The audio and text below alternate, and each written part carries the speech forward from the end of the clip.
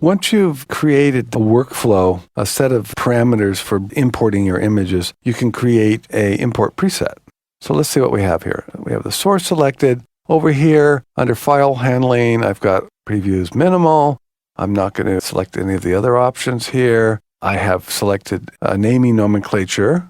So that's selected. I have selected a generic metadata template that I will apply. And I've also established a criteria for ways to bring in images into my hard drive. Actually, this is not the way I do it. I'm going to do a subfolder into one folder. I've shown you this in another video why I do that.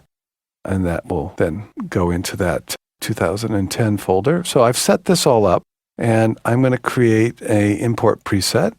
And I'm going to call this my move preset because I am moving these images. So let's call it move import. Create.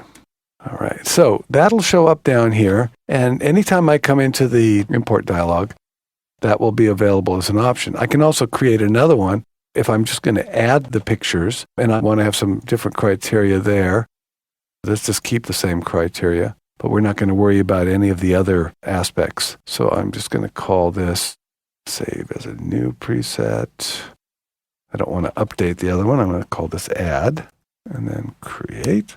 All right, so now you can see I have a move and an add. This is really a way of streamlining your workflow. And it becomes even more clear why this is a cool thing to do when you use a collapsed version of the import dialog window. And I'll get to that by clicking on this little arrow down here on the left-hand side. It shows fewer options, which it will.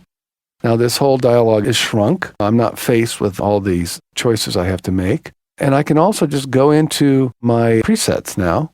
All those options that I've set up as a preset are available. So right there, I can select add. You remember we created that. And it's going to tell me that it's going to use this generic metadata preset, et cetera, et cetera. So you can see all the information is there. And all I have to do now is hit import, and it's going to do the work. Now, if I had selected move, I still would need to come over here and make sure it's going into the right destination. It's telling me what's set up right now. I may have to change that depending on where you want it to go, but it'll hold it. It'll remember what I had suggested earlier. So this is just, again, a way to streamline your workflow in Lightroom, set up import preset. You don't have to even go through all those windows, although you can always open that back up by clicking on the little triangle, and there it is again.